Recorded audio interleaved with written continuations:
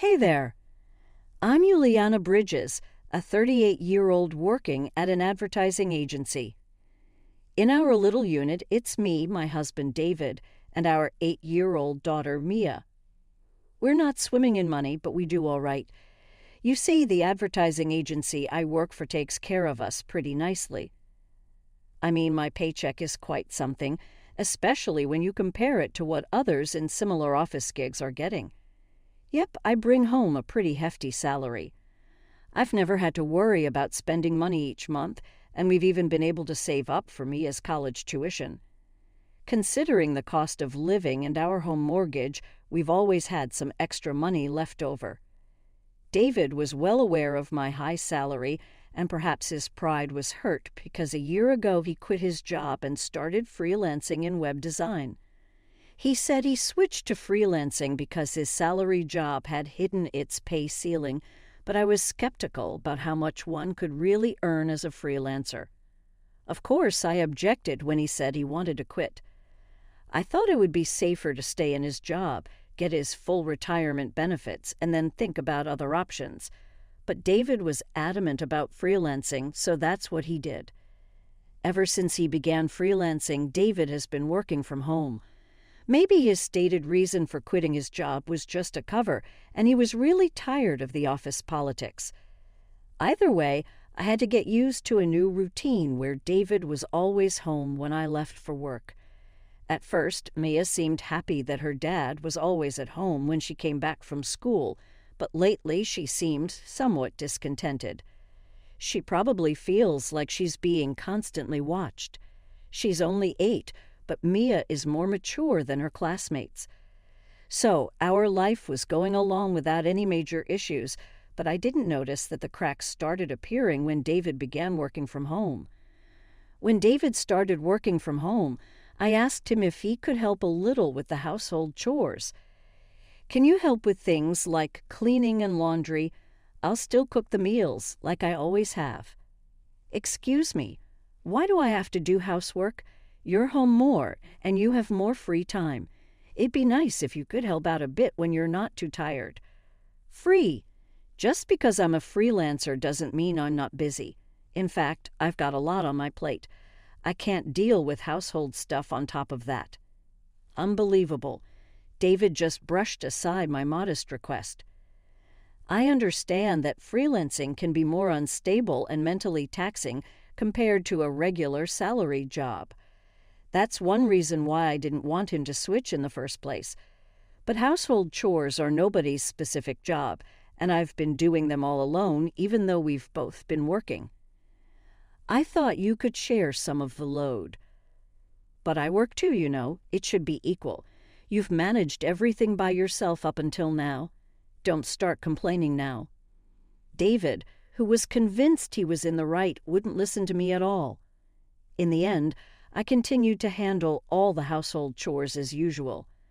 I don't assume he's not busy just because he works from home, but whenever I return home late at night, I'd invariably find David sprawled in front of the TV or deeply engrossed in his smartphone. "Is dinner ready?" he'd ask with an air of entitlement which always infuriated me. What's more, since working from home, he seemed to become more concerned about cleanliness, always demanding that I clean the house more thoroughly, pointing out every little piece of dirt on the floor, the windows, and the bathroom. "If you're so concerned, why don't you clean it up yourself? I'm only human. I can't get to everything," I'd reply. "You're talking back to me. Clean up your own mess. It's our family's home. It's not like I'm the only one making it dirty." Yet David would go off on these bizarre tangents, and I was utterly baffled by his logic. Mia would quietly listen to our exchanges from a distance. "You know, Dad's always glued to his phone. I wish we could go out together on weekends, but Daddy's always busy on his phone," Mia said one Sunday morning as I was preparing breakfast. Apparently, Mia had asked David to go out and play the previous evening, but he refused, barely looking up from his phone. That's true. He's always on that phone. He's been like that since before you come home from work. Sometimes he's on calls, too. "Calls? Yeah, he always sounds friendly, and I can hear a woman's voice. That's odd. From Mia's account, it didn't seem like David was talking to a client or a colleague. I tried to think of who he could be talking to so frequently. As a freelancer, I was unfamiliar with the world of freelancing, so I didn't know. But the mention of a woman's voice was definitely bothering me. Could he be having an affair? It wasn't unthinkable. He had started working from home only a few months ago, and he now had more free time than when he had a regular job. Trying to not let Mia see my agitation, I focused on preparing breakfast. Several months passed since David started freelancing. He still never helped with any of the household chores, and he began spending whole days away from home during weekends. I have work to do. Freelancers don't get days off, he'd say as he left the house, dressed sharper than usual, even wearing cologne and accessories he didn't normally use. I had my suspicions, but with no evidence, confronting him would be pointless. Besides, even if David was cheating, I was torn about what I should do. I knew it would be better to part ways, but thinking of Mia, it wasn't an easy decision. Every day, I agonized over the potential consequences for Mia of taking her father away from her. Our lives continued in this way, but a turning point was soon to come. One Monday morning, as I was preparing for work, Mia didn't get up as usual, and I was getting anxious that she'd be late for school. "Mia, it's morning. You need to get up or you'll be late for school." When I went to Mia's room to wake her up, she looked completely drained.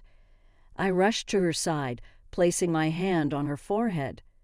"You're burning up, Mia." "Yeah, I got a thermometer and took her temperature. It read 103 degrees Fahrenheit. I didn't know what to do. I couldn't take the day off today. I had an important meeting." While I was panicking, David entered the room.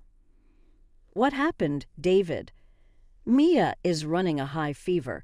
I can't take the day off from work today. Maybe we should call a babysitter." "A babysitter? I'll take care of her. Just let her rest, all right? I can make her some soup. It'll be fine."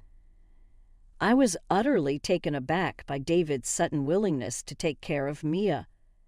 David, who had never lifted a finger to help with household chores or child rearing, now offering to care for our daughter when she's sick. Unbelievable. Though I found it hard to believe, I decided to trust him given the urgency of the situation. "All right, thank you. There's some fruit in the fridge. Give her some if she feels like eating." "Got it." Relieved by David's reassuring response, I hurriedly got ready and left the house. I was deeply concerned about Mia, but arriving at work on time was my top priority for the moment. By the time I reached my office in New York, the skies had darkened and it had started raining. Fortunately, I had a foldable umbrella with me, so I reached the office without getting wet. The meeting began the afternoon as scheduled, but I couldn't stop thinking about Mia. The office was abuzz due to the sound of heavy rain and strong winds from outside. Come to think of it, wasn't there news about a hurricane approaching? I'd been so busy lately that I hadn't been keeping up with the weather updates, but I remembered a warning about a hurricane making landfall tonight. During the meeting, all of my colleagues, including myself, were constantly distracted by the storm outside, frequently glancing out the windows. By 7:00 p.m., when I was finally done with work and heading home, the earlier storm had turned into a torrential downpour, causing several train delays. The train I was supposed to catch was also delayed, and the platform was packed with people. I was really worried about Mia, who was running a high fever and couldn't bear the thought of waiting there. I hurriedly left the station and began looking for a taxi. There were many others waiting for taxis too, so it took quite a while, but after about 30 minutes I finally managed to hail one. After a 30-minute ride, I arrived home but was speechless at the sight that greeted me. Mia. To my horror, Mia was lying unconscious in front of our entrance. I quickly scooped her up. "Mia, are you okay? What happened, Daddy?" Seeing me might have comforted her, as after she whispered, "Daddy," she just slumped, looking exhausted. Despite being drenched in rain, her body was burning up. I turned to the taxi I just got off from and knocked on the window. "I'm sorry I need you again. Please take us to the nearest hospital." Seeing Mia's condition and my desperation, the driver quickly opened the door, understanding the gravity of the situation. I quickly hopped into the taxi. "I need to get to the nearest hospital fast." "Mia, Mia," throughout the ride, I kept calling out to Mia. I felt if I didn't, something terrible might happen to her. I desperately wanted to know why she was outside in the first place, especially during a storm. But right now, saving her was more important. Despite the heavy rain and the slow-moving traffic, we finally reached the hospital. "Ma'am, do take care, especially if you're heading back in this storm," the kind taxi driver said as he dropped us off. "Thank you so much," I replied, grateful for his concern. With a kind-hearted driver seeing me off, I rushed Mia to the hospital. Even though the hospital was busy with many patients, the receptionist quickly realized the urgency upon seeing Mia's condition and got her immediate attention. 30 minutes later, a doctor finally examined Mia, informing me that she was semi-conscious due to a high fever. Thankfully, she had no physical injuries. If her fever reduces, she should be okay. However, given that she'd apparently been outside in the rain for hours with that fever, she had to be admitted immediately, the doctor explained. "Mia, I'm so sorry. I hope you feel better soon," a nurse said reassuringly. "We'll take good care of her. You should rest today," she added, acknowledging my exhaustion. After spending 5 hours at the hospital endlessly staring at Mia's pained face as she slept, a nurse finally approached me. Though I wanted to stay by Mia's side, I was exhausted both physically and mentally. Having worked all day and then seeing Mia in this state, I was spent. I decided it was best to let the nurses handle it and head home. Everything that happened to Mia was undoubtedly David's fault. Mia murmuring "Daddy" before passing out was evidence enough. It was inconceivable that Mia, with such a high fever, would willingly go outside, especially not during a storm. The more I thought about what David had done, the angrier I became. Unable to comprehend or forgive him, all the way home I pondered what to say to him. If he hears that Mia is okay, he might think it's all right to continue with his reckless behavior in the future. I absolutely don't want that to happen. I needed him to deeply reflect on his actions. Even more than feeling remorse with a certain resolve, I headed home. When I arrived, wet from the rain, David was casually fiddling with his smartphone. Noticing me, he looked up in surprise. "Hey, where's Mia? Wasn't she sleeping?" he asked at the entrance. She said she wanted to play outside. I told her not to, but she wouldn't listen. Seeing David ask that with such nonchalance made my anger boil over. Mia went out on her own. He's the one who tossed her out in the first place. I clenched my fists tightly and replied. "She just passed away," I said, feeling a surge of emotion. "What?" As I stood in the doorway, David stared at me with a dumbfounded look. The shock of hearing that his daughter had died seemed too much for him to grasp. "What are you talking about? Stop playing sick jokes. That's in bad taste," he said, incredulous. The nerve of him to mock me as I stood there, drenched from the rain. "It's not a lie. What have you done?" I asked, my voice trembling with rage. "I'll handle the funeral arrangements, so stay away from the house for a while." "Goodbye," I said firmly, storming out of the house. Seeing me shaking with rage, it finally hit David how serious the situation was. "Are you for real?" he blurted out, realizing the gravity of the situation. But his reaction seemed so detached, as if it was happening to someone else, which irritated me even more. I turned on my heels, the fury inside me blazing. I won't ever forgive him. I'll drag him down to hell if I have to, I thought as I stormed out of the house. I managed to find a vacant hotel and decided to stay there for a while. Although it would cost me, now wasn't the time to worry about money. I wanted to get back at David. If he felt remorse and changed his ways after hearing about Mia's death, I might reconsider my approach. But seeing that he didn't call or message me that day, it was clear he couldn't care less about what happened to Mia. This only fueled my anger further, and I began to devise a plan to make him pay. The next morning, I woke up and immediately headed to the hospital. I got word that Mia had regained consciousness. "Mia, are you okay?" I asked anxiously. "Mom, yeah, I'm fine now. My fever's gone down," Maya replied with a weak smile. "Oh, thank goodness."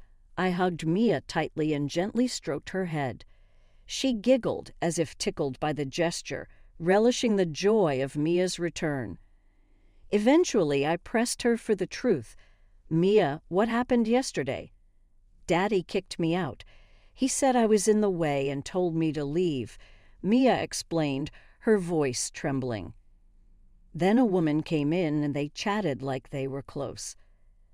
"A woman? What did she look like?" I asked, feeling a sense of dread. I didn't get a good look, but she was young. She had bright red nails and wore skinny heels. I couldn't believe it. David was having an affair.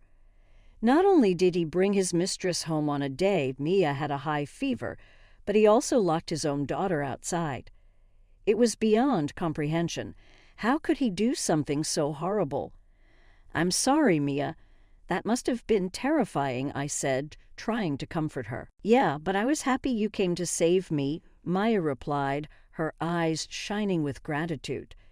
For David to put Mia through such trauma and think he could be happy with his mistress, it was unforgivable. I felt a burning rage consuming me. "By the way, Daddy said he's going to invite that lady over again next Sunday," Mia added. "Next Sunday? That's the day I'm supposed to go on the company trip. He's planning to spend a fun day with his mistress while I'm away," I exclaimed, appalled. But it strengthened my resolve. "Thanks for telling me," I patted Mia's back, vowing to get back at David. The following Sunday, I decided to take Mia and return home. I informed my company that, due to personal reasons, I wouldn't be able to attend the trip. After Mia was discharged, we had been staying at the hotel together. It had been a while since we were home, but as we approached the front door, it felt like we were entering someone else's house. "We're home," I announced as Mia and I entered the house like usual. Sure enough, there were unfamiliar high heels at the entrance, just as Mia had said. The thought of David and his mistress enjoying themselves deeper in the house made my skin crawl. David wasn't in the living room, so I headed to the bedroom, thinking that Mia might witness something too intense. I hesitated for a moment, but the room was quiet. As I listened closely, I could hear David's voice coming from the bedroom. "You know, it really worked out for me with Mia gone. It made breaking up easier," David's voice echoed through the room. "How can you say such a thing about your own daughter?" The woman's voice responded. "But yeah, for me, it was kind of lucky," David continued. Hearing the two of them talking about Mia's supposed death as if it was a good thing or lucky made my head spin. It was clear now. David didn't feel an ounce of remorse. If that's the case, it's time to confront him directly, I thought, steeling myself. "Excuse us," I said as Mia and I appeared after opening the bedroom door. The two of them were taken aback, with wide eyes. "Why the hell are you here? You said you were on a company trip," David exclaimed, bewildered. "And why is Mia here?" the woman added, equally surprised. "What do you mean? Wasn't Mia supposed to be dead?" David said, his voice rising in panic. I suppose it would be quite shocking to see Mia, who they believed to be dead, standing right in front of them, I explained calmly. The part about Mia being dead was a lie. I'm sorry, I just wanted to see your reaction. I hoped you might show some remorse, but instead, you're here celebrating Mia's supposed death. That's just insane, I said, feeling a mix of frustration and disappointment. A lie. Damn it, you played with my feelings, David exclaimed, his face contorted with anger. Don't mess with me. You're the one who kicked Mia out of the house, right? I shot back, my voice trembling with rage.